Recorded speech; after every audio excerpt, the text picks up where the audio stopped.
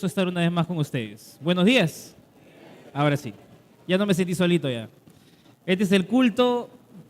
A partir de este culto el calor ya se vuelve un poco más sofocante y vamos a hacer lo posible para que podamos soportar este tiempo. Definitivamente es un poco a veces complicado, sin embargo, vamos a buscar la presencia de Dios. La semana pasada iniciamos un tiempo de estudiar la palabra de Dios y titulamos la enseñanza No te pierdas, no te pierdas. Y hoy día vamos a ver la segunda parte. Habíamos estado comentando acerca de esto y antes de iniciar quisiéramos buscar la presencia de Dios y pedir que Él sea el que nos hable, que Él sea el que nos enseñe y durante lo que veremos hoy sea propicio lo que vamos a escuchar. Oremos y busquemos su presencia. Dios bueno, gracias por la oportunidad que tenemos de estar aquí. Antes de buscarte, antes de poder abrir tu palabra, queremos pedir tu dirección. Y queremos invocar tu nombre para que seas tú quien nos hable y durante este tiempo en el que te adoramos de diferentes formas, puedas tú ser oportuno con tu verdad y a nuestras vidas enseñar, ministrar, guiar. Te pedimos, Dios bueno, por este tiempo y te pedimos que en cada cosa que hagamos pueda venir sabiduría a nuestras vidas. Te lo pedimos en Jesús. Amén. Antes de iniciar, quisiera pedir a los de proyección que el contador lo vuelvan a poner de cero, de tal manera que podamos estar alineados, ya que no lo han puesto. Pero bueno, dentro de las cosas que nosotros hacemos en nuestro diario vivir, como cristianos, encontramos muchos retos. Y el título de la enseñanza que está en la proyección, dice ahí, no te pierdas, no tiene que ver mucho con la idea que a veces los cristianos usamos cuando nos referimos a las personas que no conocen de Dios. Nos referimos muchas veces a los que están perdidos y hablamos de las personas que no conocen a Cristo y decimos de ellos que están perdidos, lo cual en la Biblia se nos especifica porque definitivamente al no conocer a Dios tienen un destino que es catastrófico al estar separados de la presencia de Dios. Pero durante nuestro tiempo en esta enseñanza y en la enseñanza anterior nos estuvimos refiriendo a la idea de perdidos, no a las personas que no conocen a Jesús, sino a aquellos cristianos que han perdido el rumbo. Aquellos cristianos que en algún momento se han comenzado a desconectar de Dios y han dejado de seguir paso a paso a nuestro Dios o a su Dios. Y cuando hablábamos de no perderte nos referíamos a eso exclusivamente. Cuando nosotros nos acercamos a Dios y buscamos vivir una vida que va de acuerdo a los planes de Él, pues nosotros entramos en aguas nuevas, literalmente, en aguas que nunca hemos pisado. Y que en medio de las circunstancias que nosotros tenemos por vivir, no identificamos todo lo que debemos hacer. Y si están ahí los de proyección, ahí está, por favor, pueden ayudarme con esto porque no está funcionando. Lo que nosotros queremos dar a entender es que al acercarme a Dios, yo comienzo a navegar por aguas que nunca he pisado. Otros están adelante en esta vida cristiana, están un poco más allá, pero para mí este es territorio nuevo. Yo comienzo a darme cuenta de que Dios me pide cosas específicas a mí y yo voy tras de Dios para que Él comience a hacer cosas en mi vida.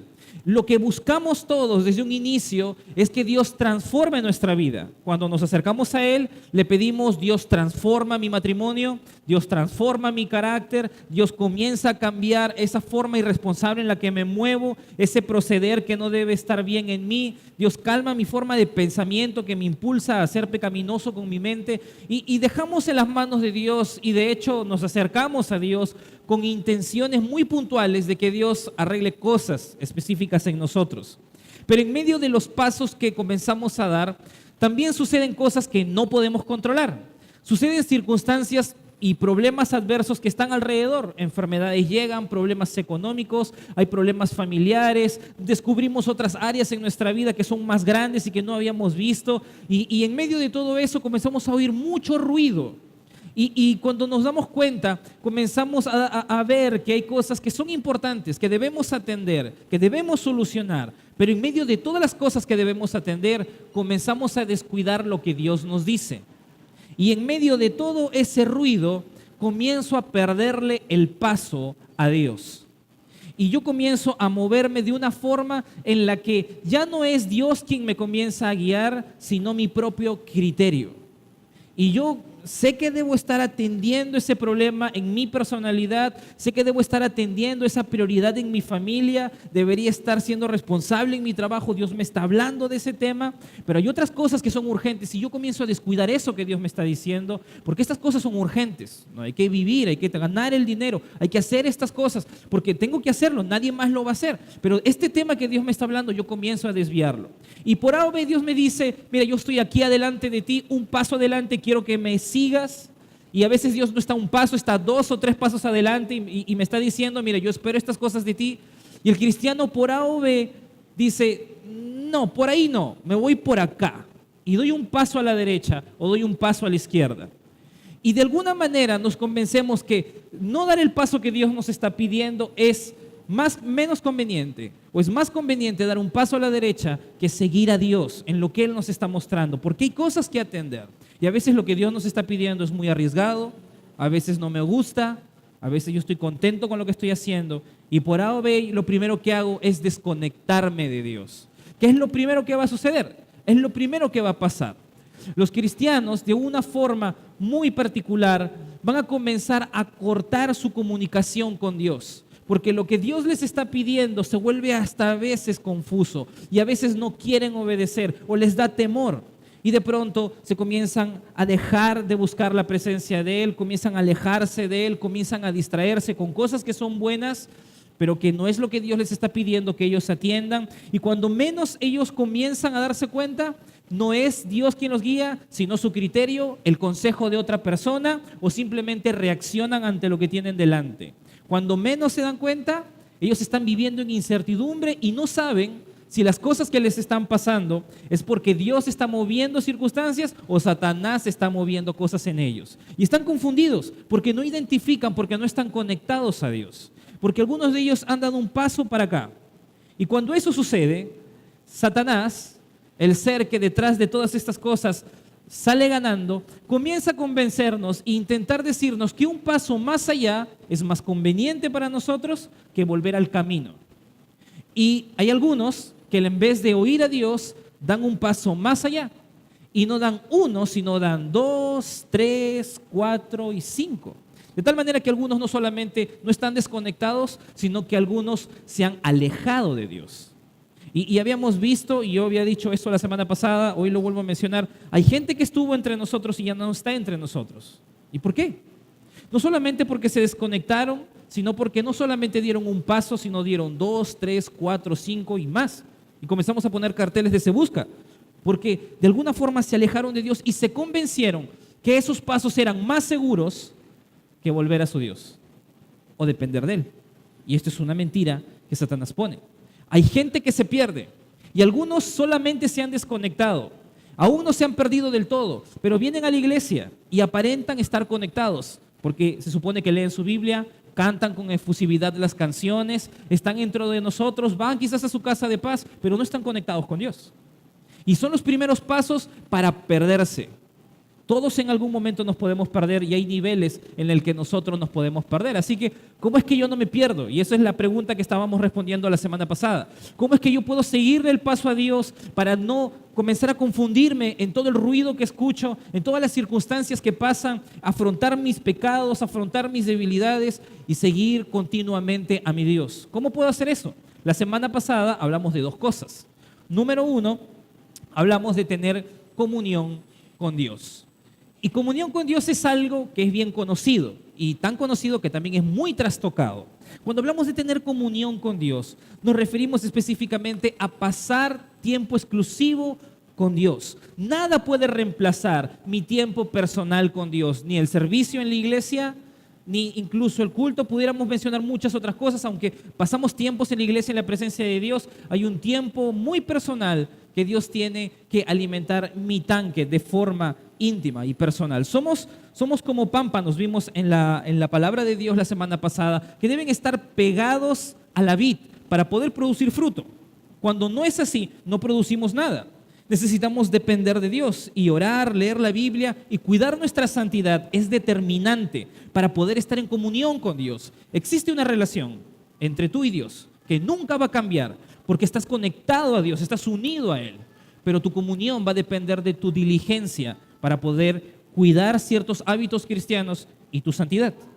Pero eso es solamente el primer hábito. Con la lectura de la Biblia y aún teniendo hábitos correctos de buscar su presencia, tú tienes el puente y el nexo para que Dios te hable. Pero en medio de lo que Dios te va a decir y de las circunstancias que Dios va a permitir, tú necesitas algo más.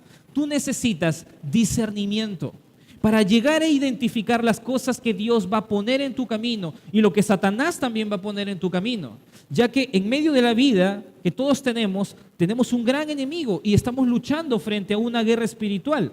Yo necesito discernir entre lo bueno y lo malo, entre lo verdadero y lo falso, y entre lo sabio y lo necio.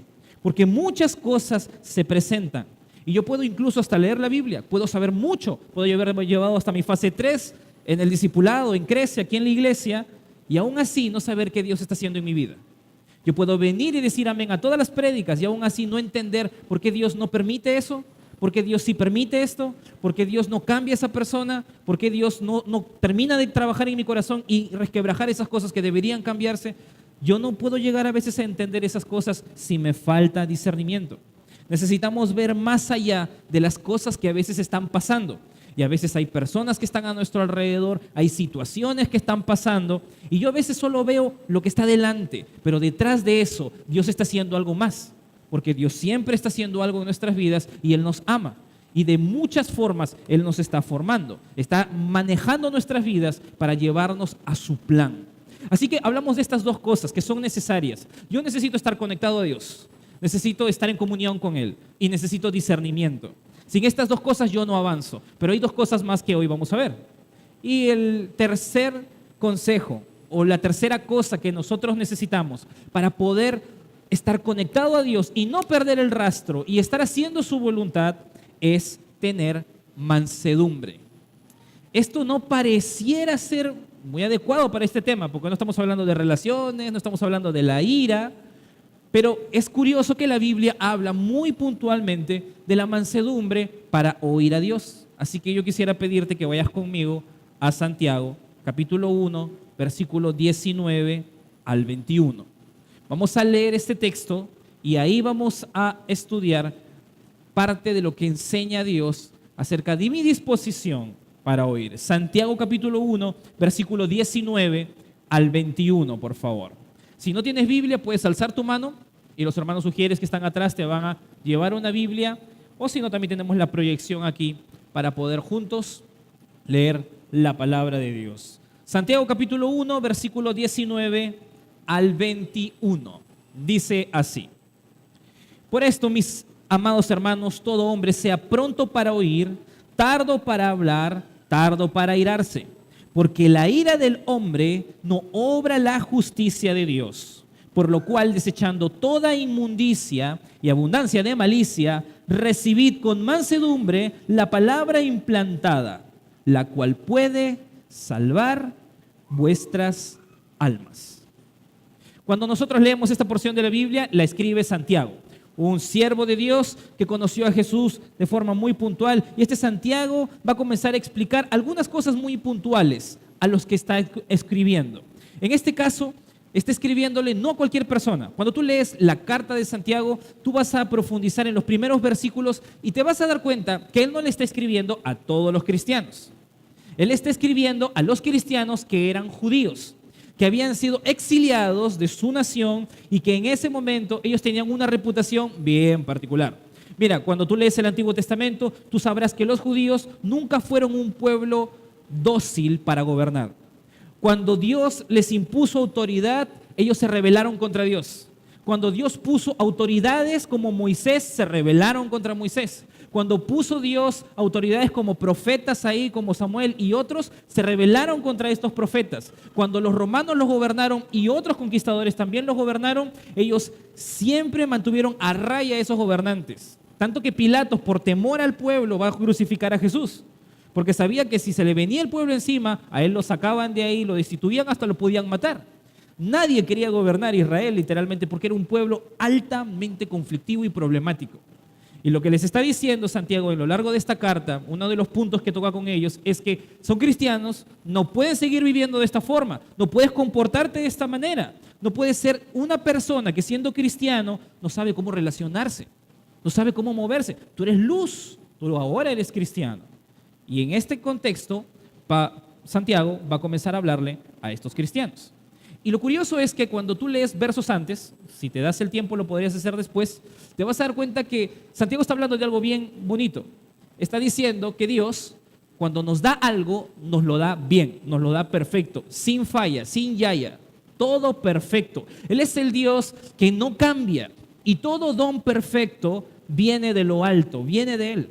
Todo lo que encaja en nuestra vida de forma perfecta, eso nos lo dio Dios. Y Dios no da nada que sea malo o con tacha. De tal manera que cuando Dios se acerca a nosotros y nos dice, yo quiero esto para ti, es para nuestro bien. Eso tiene que ver mucho con lo que vimos la semana pasada, de que Dios a los que aman, a los que le aman, todas las cosas nos ayudan para bien. Estuvimos hablando acerca de eso la semana pasada. Y una vez más, Dios en esta sección, a través de este profeta, de este hombre, se nos enseña a nosotros que Dios cuando nos da algo, cuando nos llama la atención, cuando nos dirige a nosotros palabras de jalón de orejas, Él no lo está haciendo porque nos odia. Él no lo está haciendo porque nos quiere ver traumados, asustados, llorando. Dios lo hace porque está buscando nuestro bienestar, incluso cuando nos dice cosas que al principio no nos gustan, que no nos saben muy bien, pero nuestra primera reacción es resistirnos. Cada vez que nos critican, nosotros no decimos por naturaleza, sí, a ver, reviéntame con tus palabras. Nosotros no somos así. Por naturaleza, nosotros somos reactivos y no somos por naturaleza lo suficientemente humildes para reconocer nuestros errores. Todos somos así, en diferentes grados, pero somos así. Y también somos así con Dios. Hay temas con Dios que ya la tenemos clara. Que cuando Dios nos habla de ese tema, lo único que hacemos es bajar la cabeza nomás. Caballero, porque ya la sabemos, ya Dios ya nos la dijo. En algún momento ya lo supimos, ya Dios nos habló, Dios quizás ya nos ha mostrado y todavía tenemos debilidades. Pero a veces Dios agarra su palabra, como ese farol que tengo ahí delante, y apunta a un área de mi vida que yo no había visto antes. Y de pronto apuntan, no necesariamente con la Biblia, sino con otras circunstancias. Y lo primero que yo hago con Dios es decirle, no, ahí no te metas, por si acaso, eso es porque mi papá era así, eso es porque yo tengo esta familia, eso es porque tú no me has dado esto, eso es porque mi esposa es así. Y ponemos muchas excusas y tenemos muchas razones para ejemplificar que mis actos tienen una disculpa. Y no solo lo hacemos con la gente, lo hacemos también con Dios. Es por eso que es tan necesario la mansedumbre para oír lo que Dios tiene que decirnos. Y yo pudiera decirte que mansedumbre es lo siguiente. Es el autocontrol de mis emociones que nos permite actuar espiritual y sabiamente en momentos agitados. Eso es tener mansedumbre. Es tener autocontrol de lo que yo siento cuando me increpan, cuando me dicen, cuando escucho algo, cuando esto no me sabe muy bien, de tal manera que yo reaccione espiritual y sabiamente en momentos en los que me van a agitar las emociones. ¿Y sabes qué? Esto es necesario, la mansedumbre es necesaria porque Dios siempre está hablando a nuestras vidas. Dios siempre nos está hablando de diferentes formas y por diferentes medios. Y muchas veces nosotros estamos resistiendo a esos medios que Dios usa para poder hablarnos. Así que yo quisiera mostrarte dos cosas a la par. Hay medios que Dios usa para hablarnos y usualmente estos medios son los que resistimos. Y algunos, hay muchos, yo solo quiero mencionarte 3, pero son quizás muy comunes. Y son medios que Dios usa y son legítimos. El primero es, ahí está, nosotros muchas veces resistimos la predicación. Este quizás no te parezca mucho, pero te voy a explicar por qué. Mira, yo sé que es estar sentado ahí escuchando una prédica, lo escucho en varias iglesias, yo he estado ahí también como ustedes, y yo sé que en algunos momentos nosotros escuchamos cosas en este púlpito, en cualquier otro púlpito, en la radio, y nosotros decimos, sí, pero él lo dice porque seguro alguien le ha contado mi vida. O mira, yo no quiero escuchar nada de él porque no me gusta cómo él enseña, o quizás yo he visto algo en él y por alguna razón yo no quiero escucharlo, o quizás es muy joven, o no sé, puede ser muchas excusas. Por alguna razón, nosotros resistimos a las personas que se paran delante, porque a veces hasta llegamos a tener nuestros preferidos. Sí, a mí me gusta escuchar a ese pastor y al otro no, y a este sí. Y eso, o sea, y eso pasa en todo lugar, eso no es solamente de acá, así que no estoy intentando increpar a alguien en particular. Eso pasa en todas las iglesias. Tenemos esa reacción de forma natural. Y una de las cosas que va a pasar es que nosotros terminamos determinando quién nos va a hablar por la persona que está delante, y eso es un tropiezo. Eso es un tropiezo. Y yo lo aprendí de una forma no tan bonita, es algo humillante de hecho. Cuando tú vas a Proverbios, la Biblia dice, oh perezoso, mira a la hormiga y vas a aprender de la hormiga. Tú que eres perezoso, que eres inteligente y tienes una masa encefálica inmensa, de la hormiga puedes aprender. Si el perezoso puede aprender de la hormiga, cualquier hombre puede aprender de cualquier hombre. Porque el aprender no está dispuesto en el sujeto, sino en mi carácter, en mi persona. El aprender no está en el sujeto, sino en la actitud de mi corazón, para que en las circunstancias yo aprenda. Y muchas veces el que yo tengo delante, quizás no es de mi agrado, pero Dios pone personas por una razón. Y a veces eso es un tropiezo para que yo no vaya más allá hacia donde Dios me quiere llevar. Pero eso es solo uno. Hay otras cosas. A veces yo resisto las circunstancias. A veces no nos gusta aprender a la buena. Y pongamos un ejemplo. A veces hay alguien que es desordenado. Hay gente que es desordenada. Hay gente que es desorganizada y gente que es desordenada. El que es desorganizado es aquel que no sabe cómo organizar, dónde poner cada cosa. Y el que es desordenado es el que sabe en dónde van las cosas, pero no las pone en su lugar. De tal manera que su desorden trae consecuencias. Y hay personas que a veces son altamente desordenadas y tienen problemas en el trabajo, tienen problemas en la iglesia, y tienen problemas en su vida espiritual y en cualquier otra cosa que emprenden. Gracias a su desorden cosechan consecuencias, le piden perdón a Dios, Dios les perdona, tiene gracia con ellos, les ayuda con las consecuencias, se la libran, alaban a Dios y después de un mes vuelven a lo mismo. El mismo pecado en las mismas circunstancias y como que las circunstancias no pasaron por ahí. Esa es resistencia a lo que Dios está enseñándonos a través de circunstancias. Y también hacemos eso. Muchas veces hacemos oreja de pescado ante lo que Dios nos pone delante. Y a veces hay algo más. No solamente son las circunstancias. A veces resistimos a las personas que Dios usa para traer dirección a nuestras vidas. Y acá nos vamos a detener un poco más, porque creo que esta es la parte más picante en la que Dios puede hablarnos a todos nosotros. Mira, Dios no solamente usa su palabra, Dios no solamente va a usar un maestro de la Biblia, Dios no solamente va a usar las circunstancias, Dios a veces va a utilizar personas para direccionar nuestras vidas a su voluntad y a veces esas personas no necesariamente van a ser de mi agrado. Y a veces esas personas están ahí puestas por Dios y yo lo único que estoy mirando cuando veo a esa persona es alguien con su opinión que está en contra de mí, con su criterio, con lo que le parece y yo no estoy mirando detrás de eso que quizás Dios me está hablando. Dios tiene diferentes medios para poder guiarme, corregirme y mostrarme. Y Dios va a utilizar muchas personas. Mi reacción natural muchas veces es excusarme y encontrar muchas razones para disculparme delante de esa persona que me está increpando o que me está intentando sugerir algo o que me está diciendo algo que yo por A o B tengo muchas razones para actuar como estoy actuando.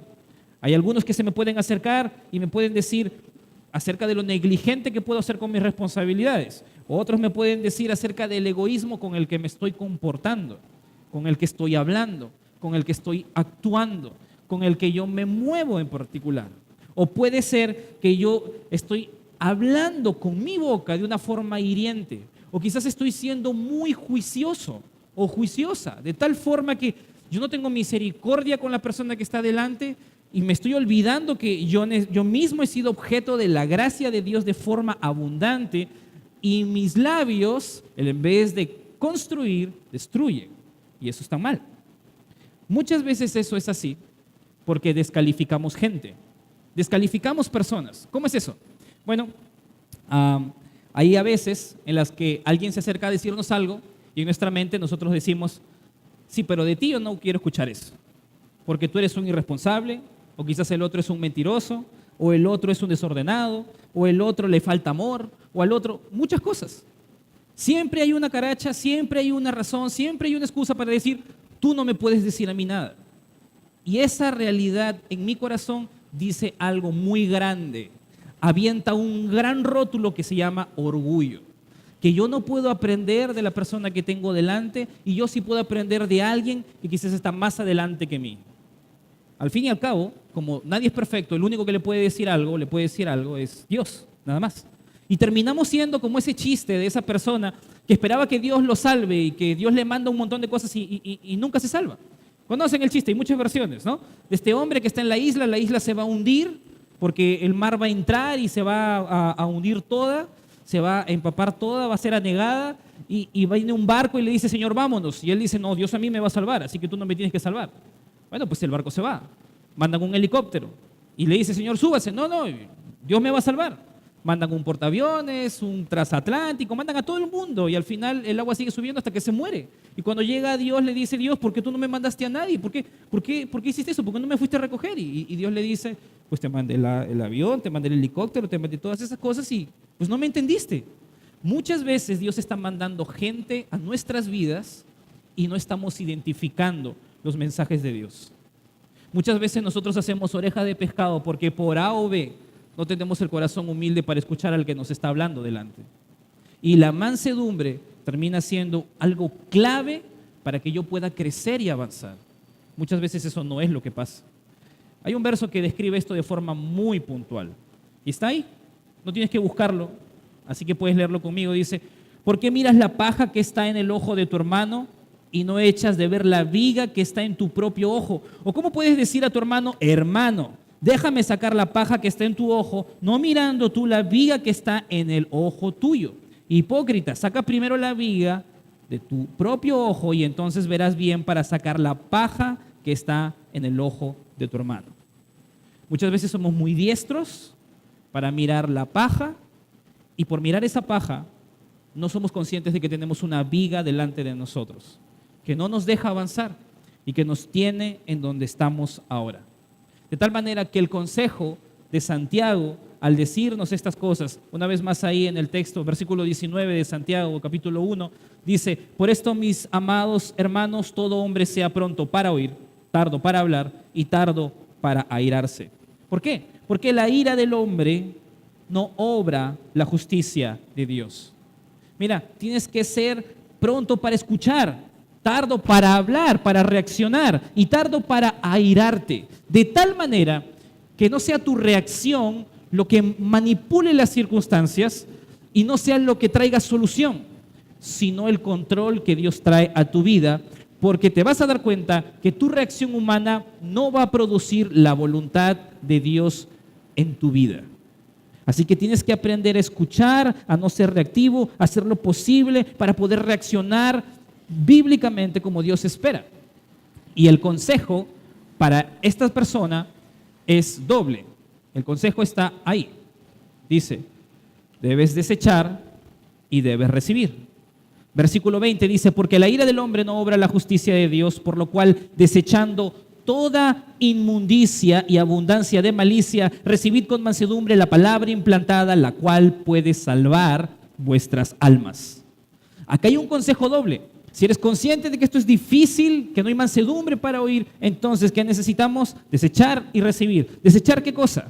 Desechar aquello que es inmundo y esa malicia que está en nuestro corazón. Es curioso porque la forma en la que está escrita en el griego, en el idioma original, está construido de tal manera que tú no puedes hacerlo segundo sin hacerlo primero. Tú necesitas primero desechar para luego recibir. Y Santiago lo escribió de esa manera a propósito, para que tú entiendas que no vas a poder obedecer a Dios mientras que no saques esos pensamientos, mientras que no saques ese deseo de corazón en ti, en tu ser, para que puedas avanzar. Necesitas desechar aquello que es inmundo, dice ahí la Biblia.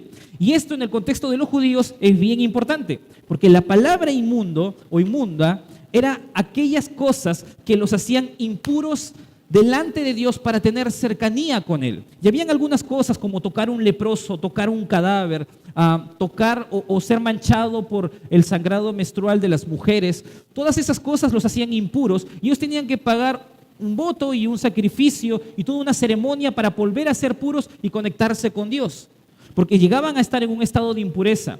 Los judíos sabían muy bien que estar impuros no era conveniente, así que saca toda la inmundicia, está diciendo Santiago. Y en otras palabras nos está diciendo, saca todo aquello que te desconecta de Dios. Pero aquí hay algo más interesante todavía, porque en la palabra inmundo es una palabra que en el idioma de ellos se utilizaba también para referirse al cerillo que todos producimos por naturaleza en el oído, acá, en los dos todavía. De tal forma que Santiago nos está diciendo algo así: hay pecados que atontan el oído espiritual de los cristianos. Hay pecados que nos comienzan a dejar sordos. Y en medio de las cosas que hacemos, muchas veces no oímos lo que Dios tiene que decirnos. Hay pecados que no necesariamente son para hacer, no son cosas que hacemos. A veces son cosas que pensamos de nosotros o de otras personas que no nos permiten escuchar lo que Dios tiene que decirnos. De tal manera que todos necesitamos oír. Y no vas a poder oír si no tienes un corazón manso para oír. Nuestro orgullo no nos deja oír. La poca práctica de reconocer nuestros errores no nos deja oír. El corazón pleitista que se activa ante el error de la otra persona, pero que se hace loco y se inmuta ante los nuestros, es aquel que es nuestro mayor enemigo. Así que hasta este punto deberíamos hacernos algunas preguntas, como si es que yo soy de esas personas que le gusta ganar la discusión, pero perder la relación, en donde yo soy capaz de negociar la relación por el argumento y mi opinión es la correcta, pero sacrifiqué la relación con mi esposa, la relación con mi hermano, la relación con mi jefe, la relación con mi hijo, porque yo no estoy dispuesto a perder. Muchas veces nos desviamos porque no oímos, y muchas veces no oímos porque somos orgullosos, por necedad o por amor al pecado. Pero este es solamente el tercer consejo. Hay uno más. Yo puedo ser claro para poder entender lo que Dios me quiere decir, porque tengo comunión con Dios, estoy leyendo la Biblia, Dios me está hablando a través de la Biblia, estoy en santidad, estoy andando correctamente, en medio de eso estoy discerniendo, estoy identificando que Dios está moviendo cosas, y en medio de eso incluso hasta yo puedo tener la sensibilidad para saber que Dios me está diciendo, cambia eso, quita eso, muévete aquí. Pero quizás lo que Dios me está pidiendo es muy difícil. Quizás es un paso que yo nunca he dado en toda mi vida, y quizás es territorio nuevo para mí. Y lo que yo necesito para poder seguirle el paso a Dios es fe.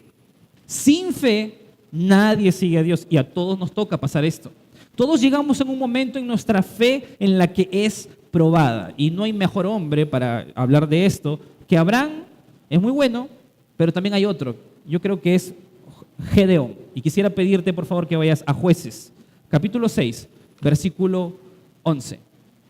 Jueces, capítulo 6, versículo 11. Este sí no lo tengo en la proyección, así que búscalo en la Biblia, porque no lo vamos a poder leer en la proyección. Es una cita un poco más larga. Y quisiera pedirte que puedas buscar en tu Biblia Jueces, capítulo 6, versículo 11 al 16. Y vamos a ver en la vida de Gedeón cómo es que él fue retado a tener fe. Jueces, capítulo 6, versículo 11 al 16. Dice así: y vino el ángel de Jehová y se sentó debajo de la encina que está en Ofra, la cual era de Joás Abieserita, y su hijo Gedeón estaba sacudiendo el trigo en el lagar para esconderlo de los madianitas. Y el ángel de Jehová se le apareció y le dijo: Jehová está contigo, varón, ojo, esforzado y valiente. Y Gedeón le respondió: Señor mío, si Jehová está con nosotros, ¿por qué nos ha sobrevenido todo esto? ¿Y dónde están todas las maravillas que nuestros padres nos han contado diciendo: ¿no nos sacó Jehová de Egipto? Y ahora Jehová nos ha desamparado y nos ha entregado en mano de los madianitas. Y mirándole, Jehová le dijo: ve con esta tu fuerza y salvarás a Israel de la mano de los madianitas. ¿No te envío yo? Entonces le respondió: Señor mío, ¿con qué salvaré yo a Israel? He aquí que mi familia es pobre en Manasés y yo el menor en la casa de mi padre. Jehová le dijo: ciertamente yo estaré contigo y derrotarás a los madianitas como a un solo hombre. Mira, en este punto de la historia de Gedeón hay muchas cosas que recalcar para que esto tenga peso realmente. En primer lugar, si tú conoces la historia de Israel, te vas a dar cuenta que en este punto Israel estaba en un círculo vicioso de pecado.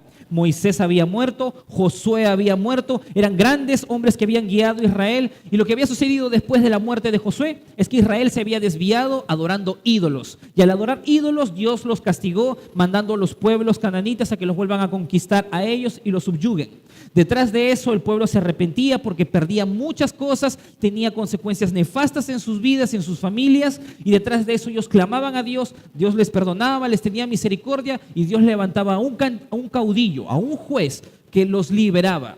Este juez los gobernaba, los guiaba hacia Dios porque era temeroso de Dios, pero una vez que moría, Israel volvía a hacer lo malo, y así sucesivamente.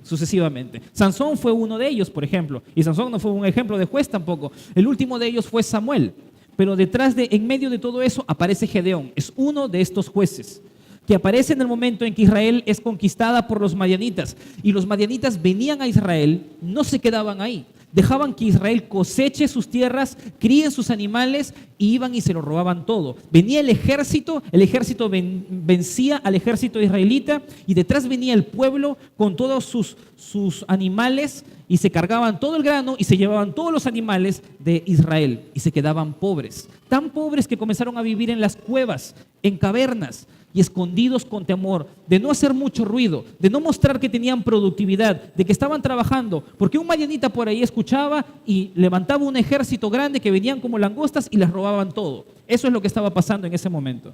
Y en este punto hay algo bien curioso que mencionar, es que a Gedeón se le dice esforzado y valiente. Y ¿sabes qué? No tenemos ninguna referencia de Gedeón antes de esto, pero de forma muy puntual se nos dice de él que él es esforzado y valiente. Y este ángel de Jehová, que era Dios, le dice a él, hombre esforzado y valiente. ¿Por qué?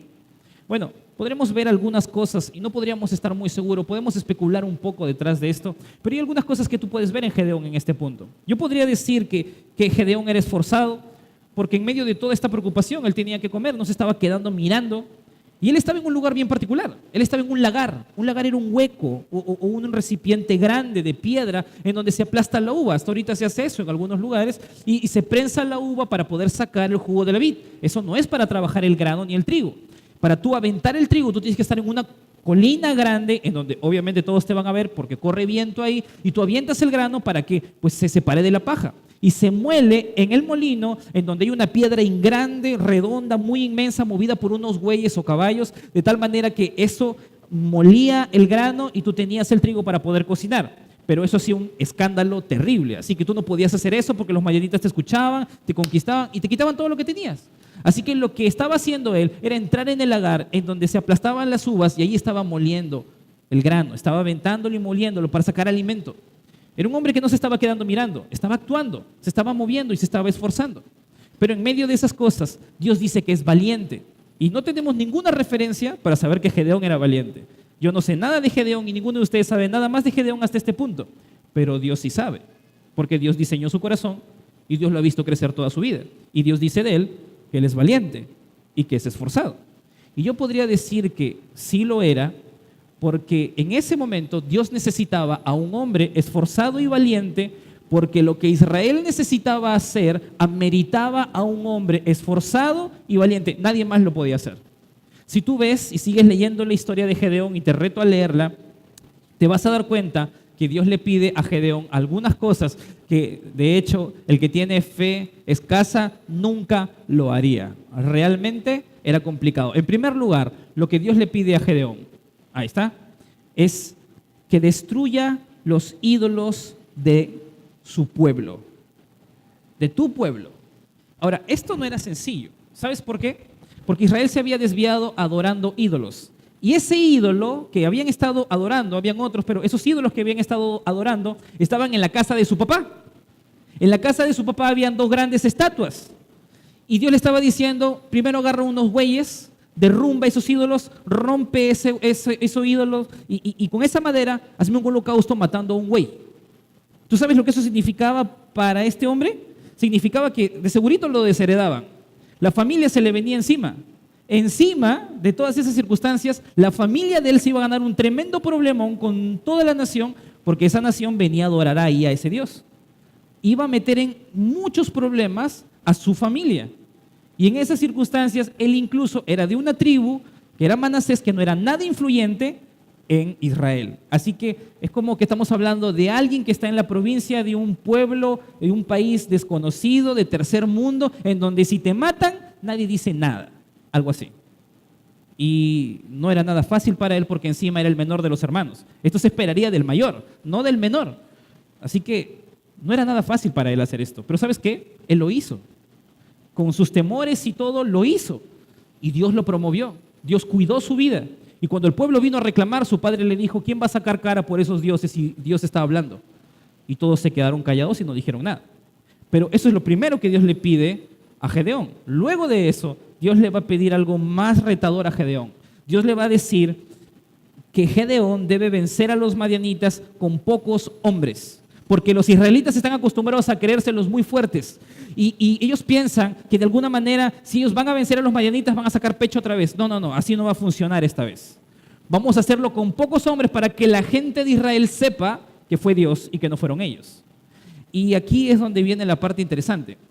¿Sabes cuántos soldados estaban en contra de Israel? Eran 135,000. 1, 3, 5 y 3 ceros más.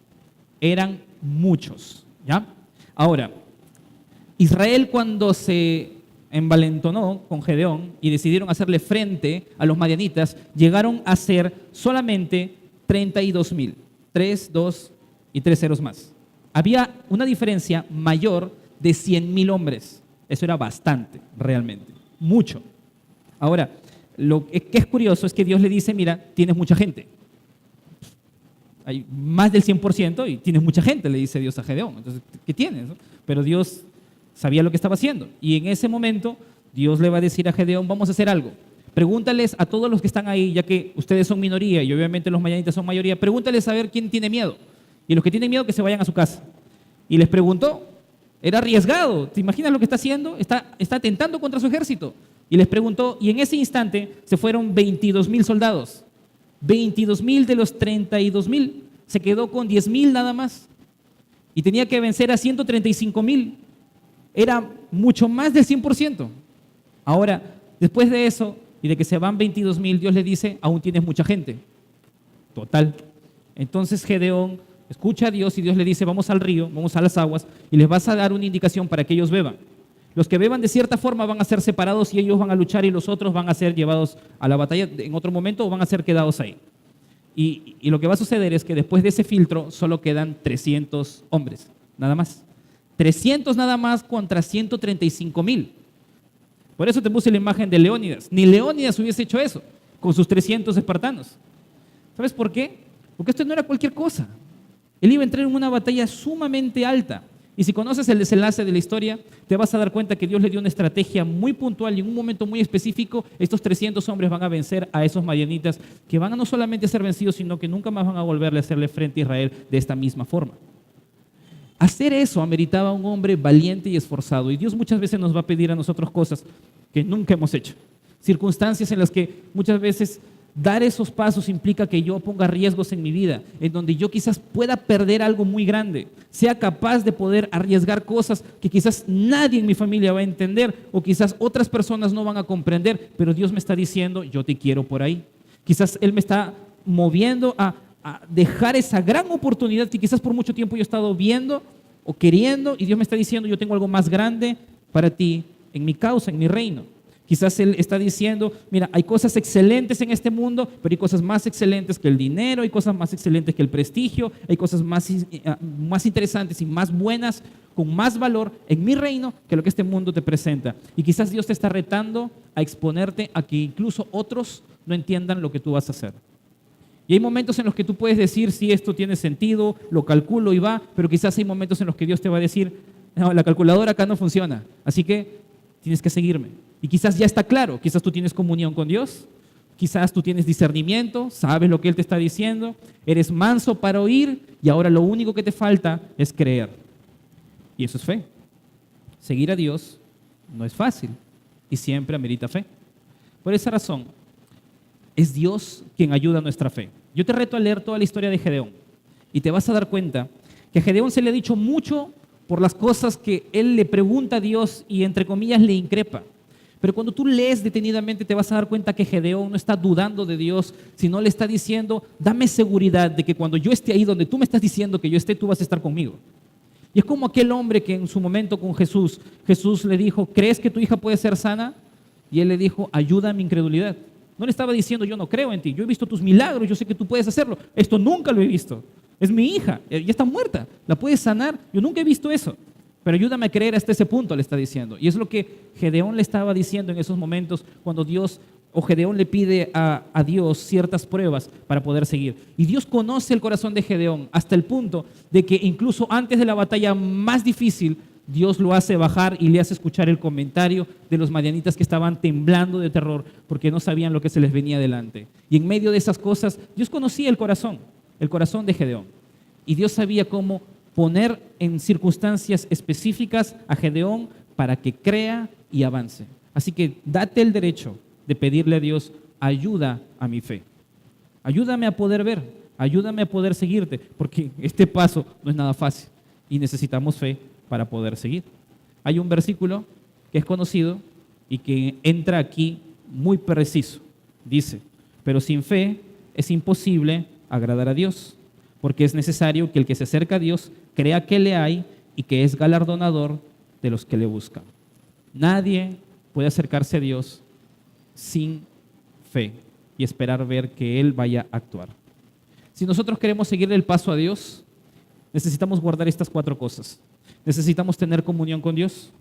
Necesitamos tener discernimiento para identificar cuando Él nos habla a través de esa comunión. Una vez que nosotros identificamos lo que Él nos ha dicho, tenemos que tener mansedumbre para aceptar lo que Él nos está diciendo, que hagamos, que dejamos de hacer, o X circunstancia. Y en medio de eso necesitamos fe para tomar esos pasos prácticos en nuestra vida. A todos nos cuesta en diferentes momentos, pero es lo que Dios nos pide que hagamos siempre. De alguna forma, en algún momento, en alguno de estos pasos, quizás tenemos una limitación. Pidámosle a Dios dirección para que sea Él el que nos ayude a poner en práctica estas cosas. Oremos.